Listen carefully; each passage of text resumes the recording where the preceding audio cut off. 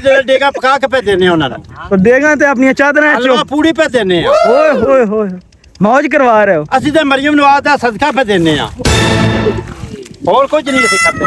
ਠੀਕ ਹੈ ਜੀ ਸਦਰ ਸਾਹਿਬ, ਜਿਵੇਂ ਤੁਹਾਨੂੰ ਪਤਾ ਹੈ ਕਿ ਪੰਜਾਬ ਵਿੱਚ ਮੁੰਜੀ ਦਾ ਕਿਹੜਾ ਨਾ ਕੰਮ ਜ਼ੋਰ ਤੇ ਚੱਲ ਰਿਹਾ ਹੈ ਤੇ ਲਾਵੇ ਕਿਹੜੇ ਨੂੰ ਬਿਲਕੁਲ ਕੋਈ ਨਹੀਂ ਲੱਭਦੇ, ਹਰ ਬੰਦਾ ਜ਼ਲੀਲ ਹੁੰਦਾ ਵਾ। ਤੇ ਤੁਸੀਂ ਹੁਣ ਇਹ ਨਹੀਂ ਸੋਚਣਾ ਕਿ ਪਿੱਛੇ ਜਿਹੜੇ ਲੱਗੇ ਨੇ ਇਹ ਕਿਦੋਂ ਲੱਭੇ ਨੇ। ਬਾਤ ਤਾਂ ਸਹੀ ਹੈ। ਇਹ ਬੰਦਾ ਅਸਾਂ ਬੜੀ ਦੂਰੋਂ ਮੰਗਾਇਆ ਹੈ ਤੇ ਨਾਲ ਇਸ ਆਪਣੇ ਰਿਸ਼ਤੇਦਾਰ ਵੀ ਆਂਦੇ ਨੇ। ਤਰਲਾ ਮਾਰਿਆ ਹੈ, ਠੇਕੇਦਾਰੀ ਕਰਦਾ ਹੈ, ਨਾਲੇ ਇਸ ਆਪਣੇ ਕੋਈ ਰਿਸ਼ਤੇਦਾਰ ਵੀ ਮੰਗਵਾਏ ਨੇ ਸਿੰਧ ਤੋਂ, ਇਹ ਪਿੱਛੇ ਵੀ ਲੱਗੇ ਨੇ ਤੇ ਇਹ ਵੇਖੋ ਜੀ ਇਹ ਵੀ ਲੱਗੇ ਨੇ। ਦੱਸ ਹੁਣ ਰਿਸ਼ਤੇਦਾਰ ਕਿੱਥੋਂ ਮੰਗਾਏ ਨੇ ਤੂੰ? ਇੰਡੀਆ ਚੋਂ ਆਏ ਨੇ। ਇੰਡੀਆ ਤੋਂ ਆਏ ਨੇ ਯਾਰ, ਮੈਂ ਸਮਝਿਆ ਸਿੰਧ ਤੋਂ ਆਏ ਨੇ। ਇੰਡੀਆ ਤੋਂ ਆਏ ਨੇ ਜਿੱਥੇ ਬੜੇ ਔਖੇ ਹੋ ਕੇ ਲੱਭ ਕੇ ਆਂਦੇ ਨੇ। ਇਹਨਾਂ ਨੂੰ ਵੀਜ਼ੇ ਕਿਵੇਂ ਲੱਭੇ ਨੇ? ਇਹ ਵੀਜ਼ੇ ਇਹ ਦੀ ਬੇੜੇ ਤੇ ਆਏ ਭਲਾ ਹੋਵੇ ਉਹਨਾਂ ਮਰੀਮ ਨਵਾਜ਼ ਦਾ ਨਾਨੀ ਕੋਲ ਲੈ ਕੇ ਦਿੱਤੇ ਨੇ। ਹਾਂ, ਨਾਨੀ ਲੈ ਕੇ ਦਿੱਤੇ ਨੇ ਵੀਜ਼ੇ। ਤੇ ਲੇਬਰ ਕਿਹੜੀ ਤੁਸੀਂ ਆਂਦੀ ਹੈ ਸਰਕਾਰ, ਇਹਦਾ ਕੀ ਖਿਆਲ ਰੱਖਣਾ? ਕੋ ਪਾਣੀ ਛਾਣੀ ਰੋਟੀ ਕੀ ਹਿਸਾਬ ਕਿਤਾਬ ਹੈ ਇਹਨਾਂ ਨੂੰ ਜੀ? ਕਿਰਾਏ ਟੋਪੇ ਆਟੇ ਤੇ ਦੇਈਦੇ ਨੇ ਰੋਜ਼ਾਨਾ? ਰੋਜ਼ਾਨਾ ਦੇ। ਅੱਛਾ 11,000 ਰੁਪਇਆ ਲਵਾਈ ਦੇਈ ਦੀ ਏ ਅੱਛਾ।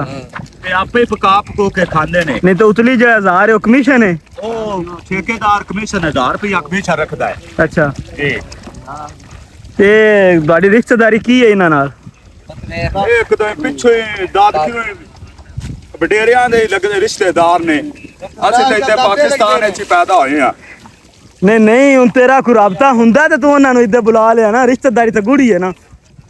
ਹਾਂਜੀ ਇਹਦੇ ਦਾਦਕਿਆਂ ਚ ਪਤਰੇਰ ਵੀ ਲੱਗਦੇ ਨੇ, ਕੁਝ ਪਪੇਰ ਨੇ। ਅਗਲਾ ਇੰਟਰਵਿਊ ਦੀ ਮੇਰਾ ਉਹ ਆਏ ਨੇ। ਅੱਛਾ ਤੁਹਾਡਾ ਅਸਿਸਟੈਂਟ ਉਸਤਾਦ ਹੈ? ਮੇਰਾ ਉਸਤਾਦ ਮਿਹਨਤ ਕਰਨ ਆਏ ਨੇ। ਉਹਦੇ ਗੁਰਬਤ ਬੜੀ ਹੈ। ਇਹਦੇ ਜਿਹੜੀ ਹੈ ਨਾ ਬਾਜੀ ਮਰੀਮ, ਹਾਂ। ਉਹ ਜਿਹੜਾ ਮਾੜਿਆਂ ਤੇ ਬੜਾ ਹੱਥ ਰੱਖਿਆ ਹੈ। ਨਹੀਂ ਤੇ ਇੱਧੇ ਮਾਨੋ ਇਹਨਾਂ ਨੂੰ ਕੀ ਗੋਸ਼ਤ ਬਣਾ ਕੇ ਦਿੰਦਾ, ਉਹਦਾ ਗੁਰਬਤ ਬੜੀ ਹੈ। ਹਾਂਜੀ ਇਹਦੇ ਇੱਕ ਟਾਈਮ ਕੱਟੇ ਦਾ ਗੋਸ਼ਤ ਵੀ ਲੱਭਦਾ ਹੈ। ਤੇ ਉਹਨਾਂ ਬੱਸਾਂ ਦਿੱਤੀਆਂ ਨੇ ਬਾਜੀ ਮਰੀਮ ਇਹਨਾਂ ਜੋ। ਅੱਛਾ ਗ੍ਰੀਨ ਬੱਸਾਂ ਇਹਨਾਂ ਨੂੰ ਮਿਲੀਆਂ ਨੇ।